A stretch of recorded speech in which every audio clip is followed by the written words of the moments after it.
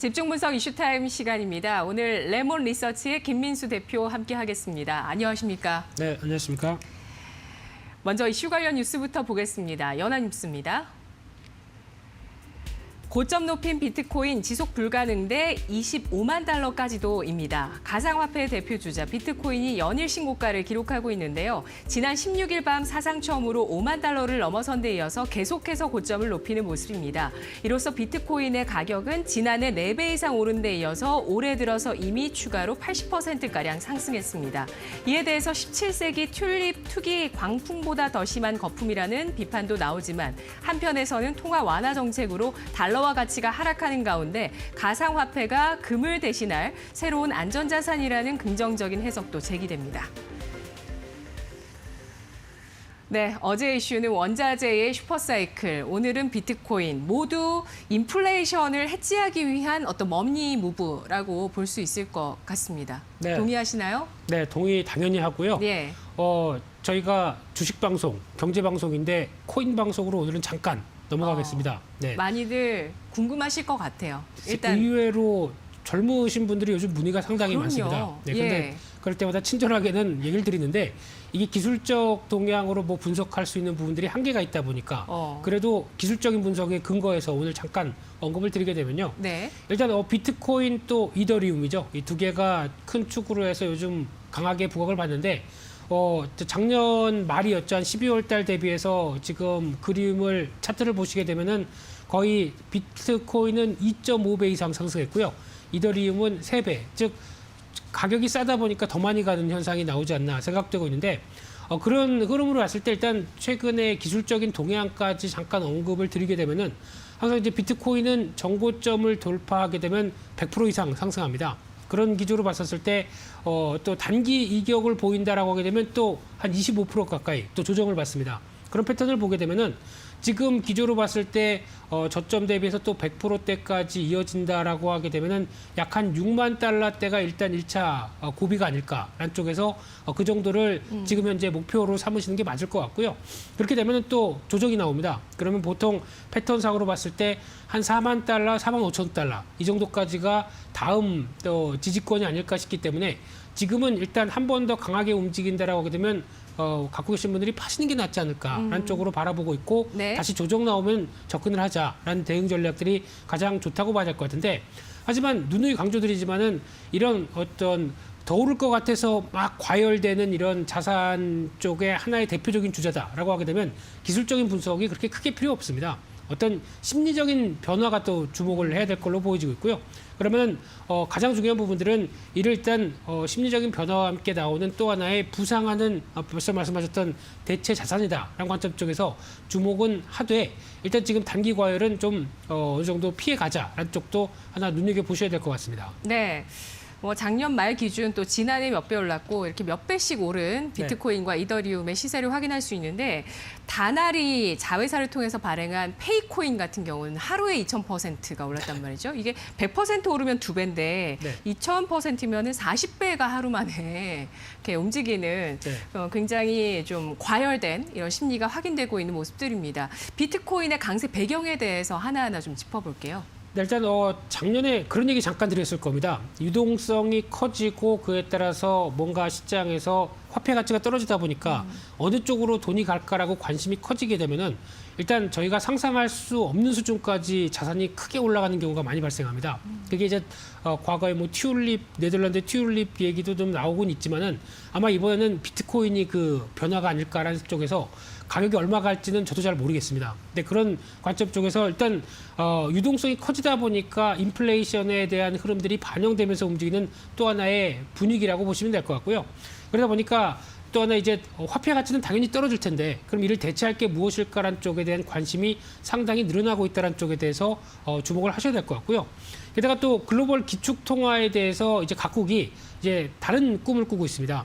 그런 관점 쪽에서 이제 앞으로 올해 하반기면은 이 얘기가 상당히 많이 나올 겁니다. CBDC라고 얘기를 하죠. 네. 그래서 약자는 묻지 마시고요. 중앙은행 디지털 화폐다라고 보시면 될 것 같은데 이런 쪽에서 지금 보면은 미국도 거의 다 이제 시범 운영하고 모델을 수입하고 있는데 우리나라도 한국은행도 하반기에 어느 정도 가이드라인이 나온다고 얘기를 하고 있죠. 그러다 보니까 미국은 달러화 위상을 제고하기 위해서 디지털 화폐를 꿈꾸는데 다른 국가들은 달러화를 벗어나기 위해서 기축통화를 어느 정도 좀 벗어나기 위한 움직임들이 각기 다양하게 나온다라고 하게 되면 일단 기존의 달러화의 패권과 함께 움직였던 기축통화의 여러 가지 다변화된 움직임들이 나오고 있다는 쪽으로 바라보고 있는데 여기서 이제 힘의 논리에 따라서 얘기를 할 부분이 아니라 달러화라고 하는 가치가 변할 것이다. 즉 기존에 알고 있던 저희 화폐에 대한 가치가 변할 것이다라는 관점 쪽에서 이렇게 다양한 시도가 들어온다는 게 가장 중요한 변화가 아닐까 생각이 들고 있고요.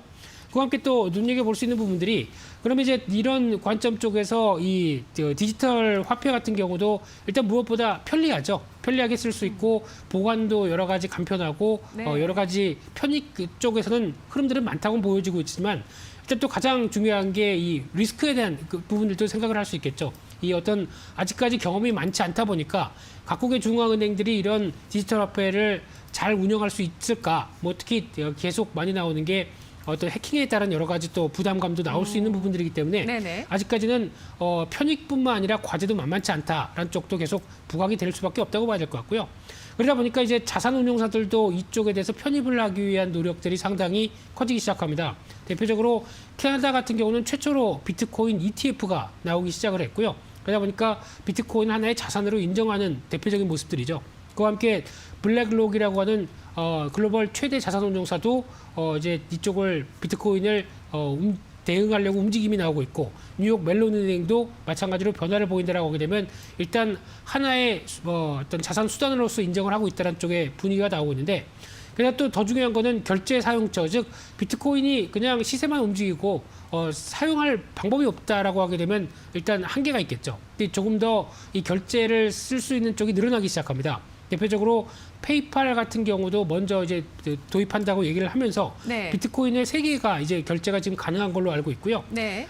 특히 비트코인의 매출이 2023년도 20억 달러가 넘을 것이다라고 하게 되면 앞으로 한 2년, 2, 3년 뒤에는 거의 또 하나의 대체 수단으로 결제 수단으로 자리 잡을 것이라고 보고 있는데 그러다 보니까 비자나 마이크로 스트레이티지, 스퀘어 같은 경우는 또 페이팔의 경쟁자죠. 모두 다 이를 도입하는 분위기고요.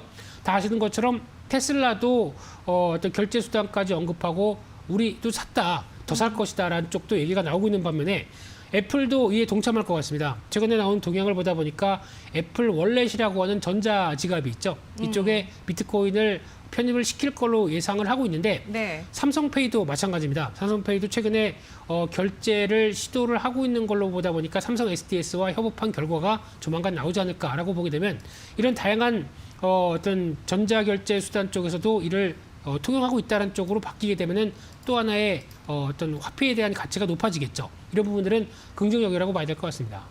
네, 페이팔의 비트코인 도입 발표는 11월에 있었습니다. 지난해 그렇죠. 11월. 그때부터 사실 그게 엄청난 빅뉴스였기 때문에 관심을 가지셨던 분들 굉장히 많으실 거고 네. 담으신 분 계시고 안 담으신 분도 계시겠죠. 네. 이후에 지금 소식들이 계속 나오고 있습니다. 어제는 이제 블랙록에서 세계 최대 자산 운용사에서 비트코인에 대해서 한번 도입해 보겠다 실험적으로 이렇게 네. 얘기를 했습니다. 비트코인 관련주가 또 들썩입니다. 어떤 종목들이 있을까요? 네, 일단 시장에서 주식시장과 연결시킬 수 있는 종목들은 이제 이 정도라고 보시면 될 것 같은데 네. 아마 또 계속해서 그동안 우리도 이쪽과 연관이 있는데 라고 또 계속 나올 수는 있습니다만 네네. 지금 이제 가장 뜨거운 게 다날이라고 보셔야 되겠죠. 쿠팡 관련주다라는 쪽에서 어제 쿠팡 관련주는 급락을 했는데 오히려 상한가가 갔다는 얘기는 그 외 플러스 알파를 노리고 있다는 쪽인데 이쪽에서 이제 페이코인이죠. 이쪽이 회원 수만 90만 명 그리고 또 가맹 점수가 6만 개라고 하게 되면 생각보다 덩치가 있다라고 얘기를 하고 있는 상황들인데요. 그와 함께 또 SBI 인베스트먼트도 이 다날 페이코인과 협업을 맺었다라는 쪽으로 부각받고 있는데 조금 좀 약한 상황인데 생각보다 그렇게 당연히 가맹점들은 여러 가지 많을 텐데 그리고 또 협업하는 관계도 많을 텐데 그게 부각받는다기보다 어제 SBI 핀테크 솔루션즈가 강했던 이런 변화가 같이 연결된 게 아닐까라고 저는 추정하고 있고요.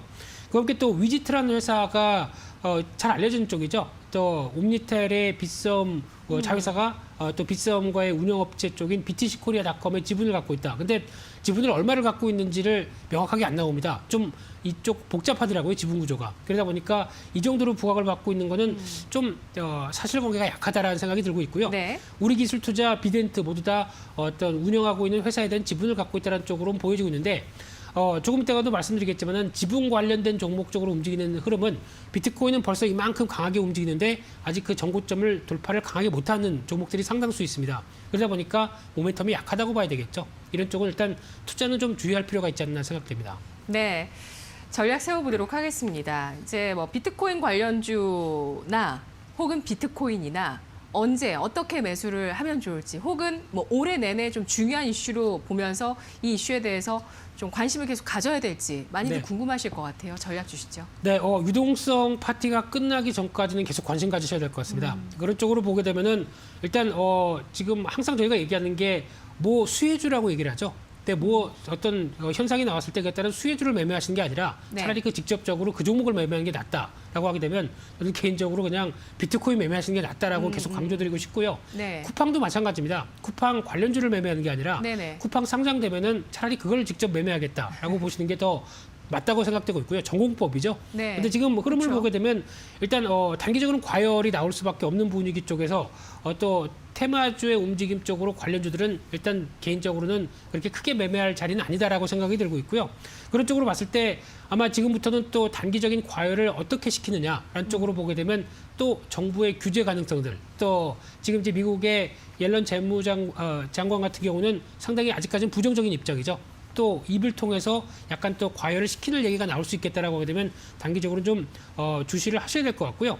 그러다 보니까 앞서 말씀드린 것처럼 거래소의 지분 관계된 여러 가지 종목들 쪽은 일단 반등 시에는 정리하는 게 맞겠다라는 쪽에 대한 모멘텀은 약화될 가능성을 생각해야 될 것 같고요.